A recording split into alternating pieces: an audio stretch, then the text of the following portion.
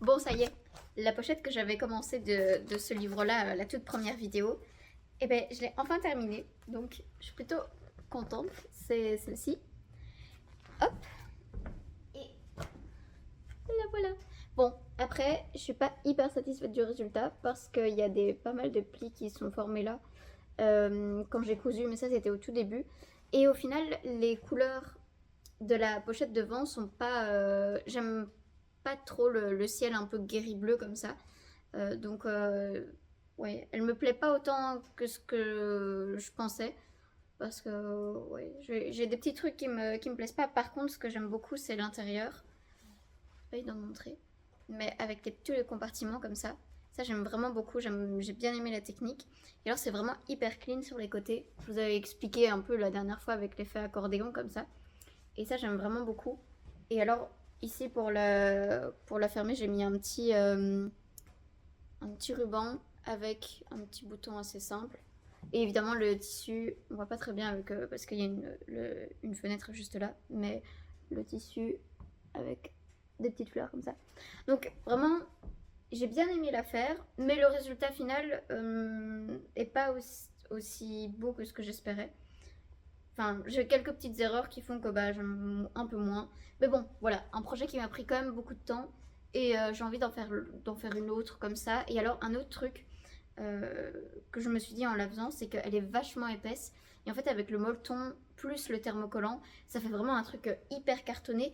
Et sans rien dedans, ça fait déjà une pièce assez lourde. Donc, par exemple, prendre ça dans un sac ou quoi, ça fait vachement lourd pour ce que c'est. Donc, j'ai fait ça, mais je ne sais pas ce que je vais en faire. Mais voilà, petit gros projet qui a enfin vu la fin. Et coudre le billet aussi, oui, ça c'était un autre truc où je pars un peu dans tous les sens, c'est pas grave. Coudre le billet n'a pas été évident aussi parce que voilà, ça se voit pas trop. Mais il y a quand même des endroits où le billet est un peu plus grand que d'autres parce que moi je prends pas un billet tout fait, je prends un billet, enfin je fais mon billet moi-même. Et donc il y a des endroits où il est un peu plus marqué, enfin un peu plus long et d'autres un peu moins long. Mais bon, c'est un peu ça. Moi j'aime bien quand tout n'est pas parfait. C'est ces petites pochettes-ci. Là, celle-ci. Et alors, ce que j'ai fait, c'est que donc ici il y a il y a le patchwork qui est dessus. Et ça, il y a tout qui tombe. Le patchwork, j'ai déjà fait. En fait, j'ai juste fait les pochettes devant, comme ça. On voit pas hyper fort. Avec le petit trèfle. Et en fait, j'ai déjà toutes les pièces qui sont coupées. Il me reste plus qu'à coudre le molleton et la doublure. Et puis assembler le top et le derrière avec le bord et coudre la tirette. Parce que ça, c'est vraiment le plus long en fait, de coudre toutes les petites pièces. Là, tout ça là. Puis de coudre les petits arcs de cercle parce que ça, ils sont cousus à la main.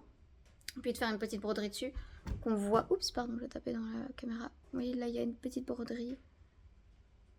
Et de coudre le petit trèfle. C'est un petit trèfle que j'ai crocheté moi-même et que j'ai rajouté, où j'ai rajouté des perles. Et alors celui-ci, là, on voit un peu mieux.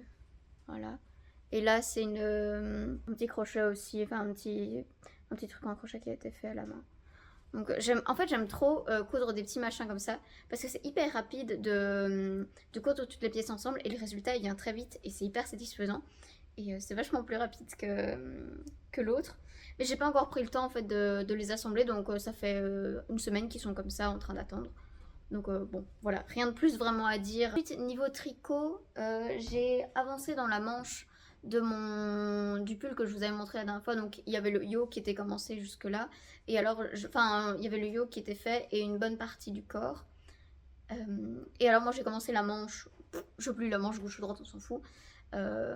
J'avais comme objectif de la finir pendant le mois de février, sauf que j'ai plus concentré mon temps sur la finition d'une autre paire de chaussettes et sur une autre que j'ai commencé, qui est juste en bas, hop, dans la petite pochette habituelle, en jacquard, que j'ai aussi prévu de finir d'ici la fin de la semaine, parce qu'il me reste vraiment pas beaucoup, je suis à la pointe de la chaussette, bon, je vais faire ça comme ça, elle est assez longue, et ouais, ça c'est le moche côté, hop, voilà, ça c'est tout le jacquard, je l'aime vraiment beaucoup, j'aime bien les couleurs, et en fait ce qu'il y a c'est que, vous voyez là je suis vraiment à la fin, je fais les diminutions, voilà, une assez grande, et elle est quand même assez longue, hein. Et alors, en fait, ici, il y a du point mousse. Là, on voit bien. Ce qui fait qu'elle est un peu plus large au-dessus, mais vu qu'elle est longue, ça gêne pas. Et je l'ai même pas encore essayé, mais bon, je sais qu'elle fonctionne. Et alors, je sais pas si on verra à la caméra. Ouais, on le voit. C'est que ce gris-ci, je suis sur la fin de la pelote. Elle est où? Je sais pas. Je suis sur la fin de la pelote et je me suis dit, si je veux quand même en avoir pour faire le dessus là, enfin pour que les deux chaussettes aient le même gris, aux endroits où on voit, parce que vous voyez quand c'est dans le pied, enfin c'est dans la chaussure, on voit pas le pied, on voit juste tout ce qui est cheville et limite le début ici. Et donc pour être sûr d'en avoir assez, c'est que j'ai enchaîné avec un autre gris ici. Et donc on voit vraiment une grosse démarcation, mais je me suis dit, oh, je vais rester dans les gris, et vu qu'on ne le voit pas, je me suis dit, oh, je vais faire ça. Surtout que j'en ai beaucoup de ce gris là, vraiment c'est une grande pelote. Donc je m'en foutais un peu d'avoir ce changement de couleur, et bon, j'aime bien avoir des trucs un peu bariolés, ça me gêne pas. Et j'ai vraiment, ouais, c'était vraiment chouette à faire. Et alors c'était un peu un défi, enfin un défi sans être un défi, parce qu'il y avait 3 couleurs, et alors quand il y a 3 couleurs, ben, on ne doit plus jouer avec les fils, et alors ils peuvent vite s'en mêler. Mais bon, franchement, ça s'est bien passé. Et j'ai même réussi à le prendre dans le train parce que les pelotes n'étaient pas trop grosses. Parce que, en fait, le jacquard, c'est pas compliqué. C'est juste que quand on veut prendre notre projet dans le train ou quoi, et qu'on a un sac à dos, et qu'on a déjà toutes ses affaires pour aller en cours ou quoi, avoir en plus 3 pelotes, ça fait un peu beaucoup. C'est pour ça qu'en général, je prends une pelote pour une paire de chaussettes, quoi. Et quand c'est le jacquard, c'est un peu embêtant. Euh, mais bon, là, ça allait.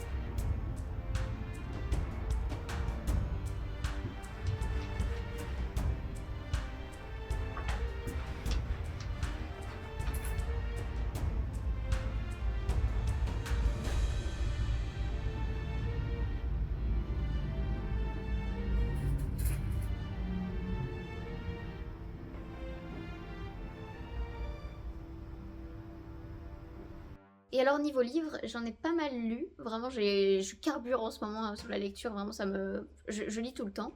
Et alors, je lis beaucoup sur liseuse quand je suis dans le train ou quoi. C'est vraiment pratique d'avoir sa liseuse. Je mets toujours ma liseuse sur mon genou et puis je tricote à côté. Et parce qu'un livre normal, je peux pas tricoter en même temps que lire dans le train parce que alors il faudrait que j'ai mon livre, que j'ai 2 pinces à linge sur les côtés pour que les pages ne se replient pas. Et en même temps, le tenir sur mes genoux, ça n'irait pas. Donc vraiment, la liseuse, c'est top. Et, et donc je lis beaucoup dans le train.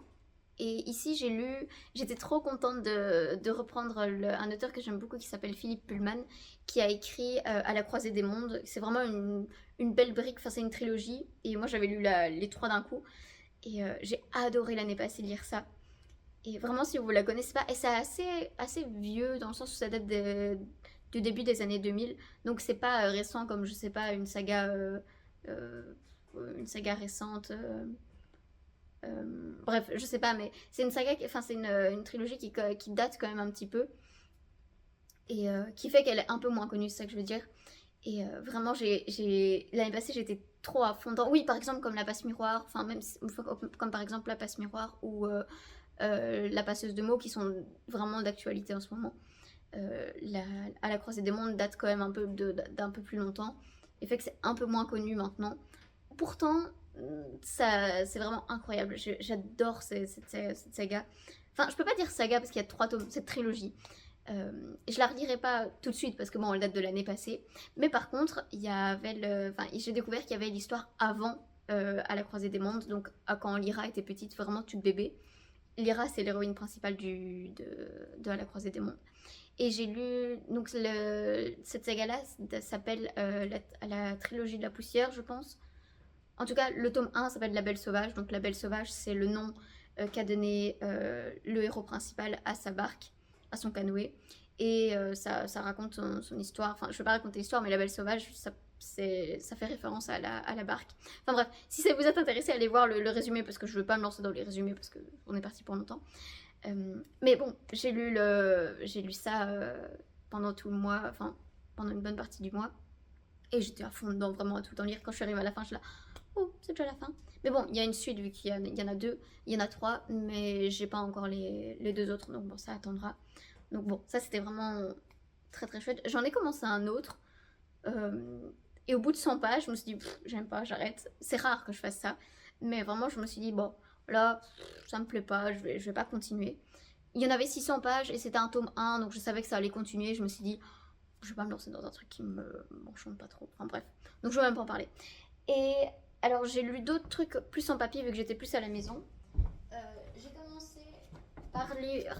Oui, c'est à l'envers. C'est Mémoire de la forêt de Michael Brun Arnaud. C'est un livre qui a été assez connu, on a entendu beaucoup parler. Et j'ai bien aimé, mais sans plus en fait. Je m'attendais à autre chose. Et je crois que c'est juste parce que c'est un peu trop enfantin maintenant pour moi. Alors qu'il y a beaucoup d'adultes qui l'ont lu et qui ont aimé. Moi, c'était pas un coup de cœur, quoi. C'est pas un... J'ai pas envie de lire la suite. Je sais qu'il y aura 4 tomes, ou peut-être même plus, je sais pas. Mais il y en a déjà 4 qui sont sortis, mais je vais même pas aller faire en sorte de trouver les autres. Et alors, voilà, quoi, c'est écrit assez grand, c'est pas une lecture très compliquée. C'est pas hyper épais non plus. Je l'ai lu assez rapidement parce que je voulais quand même aller jusqu'au bout. La fin est belle. Enfin, l'histoire en tant que telle est belle, c'est juste que c'était un peu trop simple pour maintenant mon âge, je trouvais. Donc voilà, c'était bien, mais après ça sensibilise par rapport à la maladie d'Alzheimer, ce qui est pas mal. Mais voilà, j'ai pas eu un énorme coup de cœur, mais bon, voilà. Il vaut la peine d'être lu par exemple avec des enfants ou quoi, mais pas en tant que... Ouais, pas en tant que jeune adulte qui lit ça et qui est dans un style autre. Donc voilà. Je suis contente de l'avoir découvert, mais sans plus. Alors, ensuite, une autre lecture que j'ai faite, que je sais j'avais trouvé, donc c'est Le sortilège de la lune noire. Je ne le connaissais pas du tout, c'est juste qu'une fois en allant balader à Bruxelles au mois de novembre avec ma grand-mère, on était allé dans une librairie, enfin c'était pas dans une librairie, mais c'était un endroit où il y avait beaucoup de livres à 3 fois rien. Et il y avait celui-ci, et vraiment juste la couverture, avec les motifs sur les côtés, je le trouvais super beau. Et le résumé, c'est 5 femmes, 5 sorcières. Alors que l'équilibre magique est menacé par un cataclysme imminent, elles devront faire face au chaos. 5 jours pour reconstruire ce que l'une d'entre elles, par amour, a détruit. 5 destins flamboyants s'entremêlent en un sabbat mortel. Surplombant les ténèbres de cette longue nuit, la lune se lève. Le résumé a l'air incroyable, mais l'histoire en tant que telle est assez simple. En fait, vu que c'est 5 sorcières différentes qui racontent chacune ce qui s'est passé en 5 jours en un livre qui fait 300 pages, même pas je pense, c'est 300 pages, et ça fait que ça approfondit pas dans les personnages, c'est très vite survolé, et l'histoire commence et se résout 5 jours plus tard, ça va très vite, et j'ai pas... Au début j'ai eu du mal, je me suis dit que j'allais aussi arrêter, vraiment c'est super rare, mais je me suis dit, bon, je vais peut-être pas continuer. Et puis j'ai été prise dedans, et j'aimais bien le finir, enfin j'aimais bien la fin, mais c'était pas l'histoire incroyable où il y a vraiment un tel qui est impliqué, puis ça tombe sur ça, et puis oh, il y a ça qui revient et chute sur ça. Enfin, l'histoire commence, point A, 5 jours plus tard, se finit, point B. Il n'y a pas de... allez, il n'y a pas plein de nœuds qui font qu'on a des nœuds au cerveau quand on lit le livre, on se dit oh purée, je m'attendais pas à ça. Voilà. Mais le fait que la couverture soit belle, que ça soit comme ça, enfin, que c'est une belle édition, et que, là, ça je vais pas montrer, mais Il y a des, à chaque fois, il y a des, c'est mis jour 5, à chaque fois il y a des illustrations comme ça. Et alors oui, c'est assez joli. Mais bon, je conseille pas non plus spécialement la lecture de ce bouquin. Mais, je l'ai lu, il mérite la peine d'être montré. Et alors le dernier que j'ai lu, c'est le préquel de La passeuse de mots. J'étais trop contente de retrouver Aria parce que ça fait 2 ans que j'ai lu le tome 2 et que je suis trop impatiente de lire le tome 3. Mais j'ai été un peu déçue. Alors vraiment, je me dis, c'est vraiment le mois des livres sans plus, quoi. À part La Belle Sauvage, où j'étais vraiment à fond dedans. Là, je me rends compte que les livres étaient un peu moins... J'étais un peu moins dedans, enfin, ils m'ont un peu moins plu. Enfin bref. Mais quand même, euh, il faut le lire quand on lit la passeuse de mots. Ce que j'ai moins aimé, c'est qu'il n'y a pas une histoire en fait. Ça raconte l'histoire de. Enfin, la légende d'Elébor avec. Comment elle s'appelle?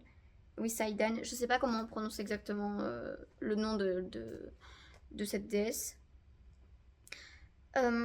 Mais je me dis, en fait, quand on lit la passeuse. Je confonds toujours la passeuse de mots et la passe miroir. La passeuse de mots, il faut pas commencer par le préquel, sinon vous allez rien comprendre. Parce que il y a tous les personnages qui interviennent dans les différents tomes, enfin, en tout cas dans les 2 premiers tomes, qui apparaissent tout le temps. Et on passe de Arya à Killian, à Aléric, enfin, vraiment à tous les personnages. Sauf que si on n'a pas lu le tome 1 et 2, ben, on sait pas qui est qui et on comprend rien. Donc, vraiment, lisez-le quand vous avez lu au moins le tome 1 pour comprendre un peu. Et, et voilà. J'ai pas grand chose de plus à dire. Je l'ai lu très vite. Franchement, il est tout mini mini. Et ouais, il y a quand même pas mal. Mais vraiment, très rapide à lire. Mais si vous avez lu La passeuse de mots, il faut lire quand même le préquel. Quand même. Alors, le dernier truc dont je voulais parler, c'était par rapport au jardin. Parce que vraiment, on a énormément passé de temps au jardin pendant le mois de février. Parce que y a un élagueur qui est venu élaguer les arbres, donc les couper. Tous ceux qui étaient sur au niveau des haies et on a encore beaucoup de travail parce que tout était au sol, mais il a fallu tout débiter et puis faire plein de murs, enfin tout ramasser, faire plein de murs, stocker les bûches qui pouvaient être stockées parce qu'il y avait des troncs vraiment parfois bien gros que papa devait tronçonner pendant ce temps-là. Moi je les mettais dans la remorque et puis on les rangeait et puis on a fait plein de murs, de branches et de bûches. Et en fait, on dirait pas comme ça, mais ça prend énormément de temps. Parce qu'en fait, le terrain est grand et on est 2 à le faire. Et ouais, on a passé quand même pas mal d'après-midi à faire ça. On n'a pas encore fini. Mais c'est trop gai parce que on a vraiment un mois de février super super beau. Et ouais, à chaque fois, dès qu'il faisait beau et qu'on on avait l'occasion d'aller dehors, bah, on y allait le week-end, on passait notre temps dehors. Ouais, c'était juste ouais, il y a des moments où j'étais un peu découragée en mode oh, on verra jamais la fin, le jardin ça va jamais être fini parce que ici on est fin février, c'était début février quand on a beaucoup travaillé, enfin ici on y travaille encore mais c'était début février, oui. Enfin non, c'était vraiment fin janvier qu'ils sont venus et pendant tous les week-ends en fait on travaillait là-dessus. Mais je me disais purée on va jamais avoir l'occasion de continuer dans d'autres projets qu'on a, notamment de mettre des graviers, de remettre du géotextile et mettre des graviers au-dessus ce qui sera vraiment du gros travail au niveau du potager. On a les arbres fruitiers qu'il faut qu'on taille, les arbustes qu'il faut qu'on taille. Enfin, tout commence à ressortir maintenant, encore doucement, mais le mois de mars va tout va vraiment flamboyer. Et on avait la clôture qu'on a mis aussi, enfin, que papa a mis. Où il y a une haie de fruits rouges qu'on veut enlever. Enfin, tout ça, vous verrez au mois de mars.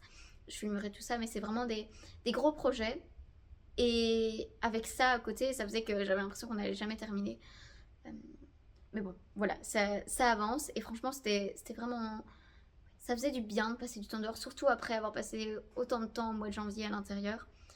Euh, Parce que ouais, c'était quand même hard au début. Enfin, le mois de décembre, janvier était un peu fort intense avec les examens et tout ça. Mais plus intense émotionnellement que physiquement, on va dire. Et que ça soit derrière moi, ça me fait du bien. Et savoir que le printemps revient, enfin qu'il est là, parce qu'on a les orties qui ressortent, on a tout ce qui est à bulbe, les personnages, les jonquilles, tout ça. Ça fait vraiment plaisir. Et j'ai qu'une hâte, c'est que les feuilles soient de nouveau là, que les arbres soient de nouveau couverts. Parce que là, je vois le noyer, le cerisier qui sont encore juste plein de branches, mais sans feuilles. Et j'ai vraiment hâte que tout soit en fleurs et tout ça, et qu'on ait plein de nouveaux fruits. Et ouais, que la belle saison revienne. Mais bon, ça arrive, ça approche. Et j'essaie quand même de profiter du mois de février, même s'il reste un jour au mois de février, mais de profiter vraiment de ce que chaque saison peut apporter, parce que bah, ici, en février, on a quand même eu la belle météo, on a quand même pu bien profiter, et en même temps, on a encore le poêle au soir, on rentre encore le bois au soir, donc vraiment, c'est plein de petites routines qu'on a qui sont vraiment fidèles, enfin, qui sont vraiment marquées par les saisons, et j'aime vraiment ce sentiment. Et après, les journées qui rallongent, c'est vraiment... J'adore ce cycle, et autant il y a des moments qui peuvent être très durs, ou quand il fait froid, savoir qu'on rentre et qu'il fait froid et tout, c'est parfois dur, mais j'aime ça. Au fond, si j'avais pas ça, si j'avais tout le temps 20 degrés, toute l'année, sans variation de saison, sans variation de lumière, sans variation de couleur, ben en fait, on n'en profiterait pas. Donc bon, c'est assez classique, mais ouais, ça me fait du bien, ces trucs-là. Et ouais, bref. Sur ce, je vais retourner à mes petites créations.